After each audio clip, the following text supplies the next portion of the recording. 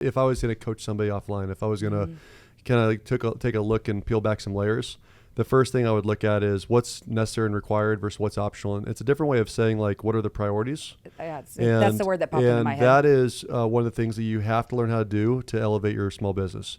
There are priorities, and they're not all equal. And here's the question that I ask myself and our business team and our company when we're doing business planning. The question is, what if done first makes you the most money or saves you the most time?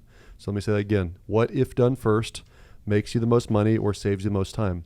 And the reason why that is the definition of a identification of what you should be doing is from a business perspective, especially small business, but I would argue in all business, from a business perspective, if you're not actively working or you don't have somebody actively working on that answer, you are never going to get as far or as big or as wildly successful as you possibly could be, right?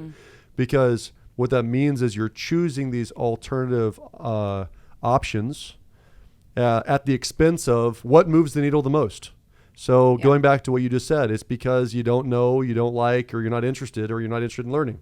So that would be the only reason why you wouldn't do that, because if I were to identify for you and your small business what if done first would make you the most money and save you the most time, why the hell wouldn't you do that? So it's a prioritization issue. And to me, that is the very first thing. If you can identify that, that would be the very first way to elevate your business. And so this would be what first if you don't in the know? I just like, what if you? That would be a real problem. That's a great question. Like, so I don't know what. Well, I don't know what was going to make me. I don't know what to do next. I don't know what the first step is. Let's peel that back for a second, okay? Is that where the number one business person comes in? Well, that's good. Good question. So it's a relevant question because I guarantee people are saying, yeah, Bryn, just like what she said, right? So what is the answer? What is the number one rule of business?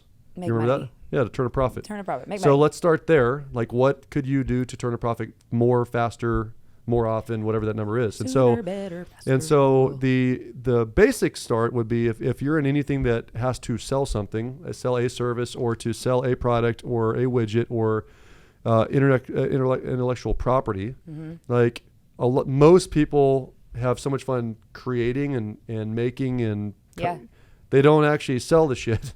But the number one rule of business is what?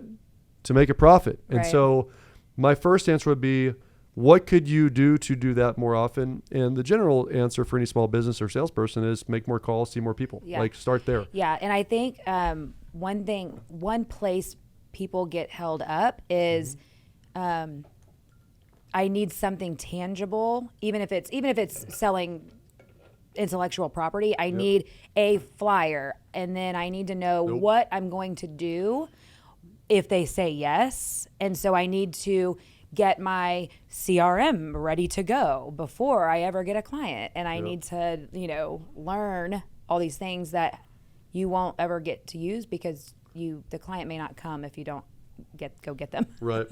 But that's usually that whole issue of planning too much versus just driving. 100%. Just start driving. 100%. Did we talk about the atomic habits in the last podcast? I don't think we did.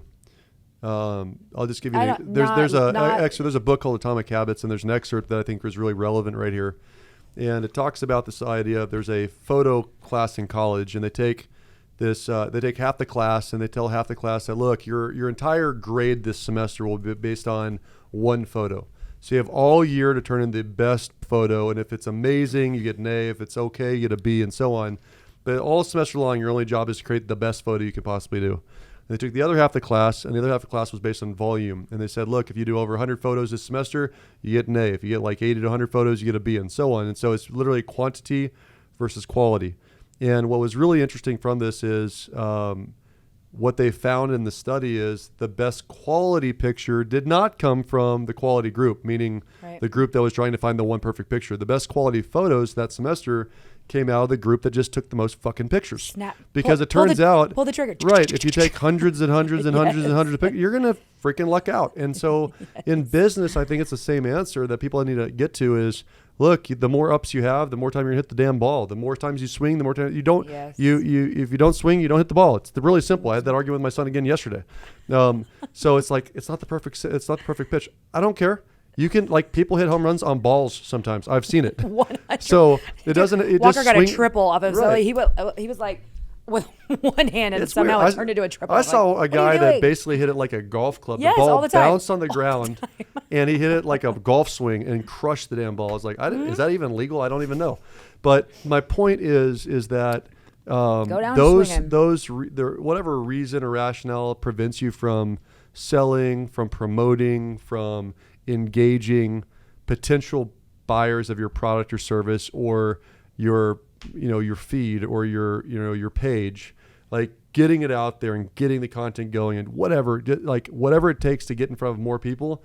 That to me is always the first answer. Yeah. That should be the first priority. Just get out there. What's really interesting then is that if you do a lot of it, your audience or your clients will dictate what needs to be improved and changed. Gosh, And that's that's so where the true. steering comes from, Yes. right? Like we've talked about in previous seasons that, we're mortgage people. So we deal with a whole lot of realtors on a daily basis. And I would argue that somewhere close to 50% of our business process has been because of feedback from a upset agent or an upset client 8 years ago, 13 years ago, 18 years ago. Absolutely. And so the clients will tell you what they want. You just have to listen and make implementations. And then the rest of the systems are based off of efficiency. That's right. That the team craves. Yep, exactly right. And so they kind of come up with their own. Like, hey, if we did this would be Which goes back to listening to your other audience. a very As you important grow audience. people. Very Yeah. important audience. Yeah. So that would be the first step, I think, when you're going to elevating your business. A second step that I would go into is, it always goes and starts and ends around business visions, plans, and execution of both, right? And so, you and I have talked about this before. It's crazy to me how many people wing it in small business, because it's usually a personality based, Yep. think the hustler mentality, right? Like, I'm here in South Texas, and not every year, not this year, but lots of years, we're an oil driven state. And so, dude, if you're willing to go get a loan on a truck and drive all over South Texas, like a water truck as an example, there are plenty of ranches and plenty of wells and plenty of oil companies that will happily pay you to drive all across Texas all day long. So the hustler mentality is somebody's working for a company that has a truck driver, and they're the truck driver, and they're going and meeting these people, and they're like, shoot, I can buy my own truck and I can just go hustle and go do this myself. And so that works for a while, but it's got an absolute limitation, right? And so, and I think that's, something that's worth thinking through as well, because not everybody has the aspirations of having a massive business, right? Yep. So, I think it's just as important to identify something, even if it's like, hey, I only want to work with these clients, Yep. And I know that I'm capping my income, and Yep. I'm okay with that. Yep. Because it's worth it. Like this Money business and by time is your design. trades, yep. Business by design, right?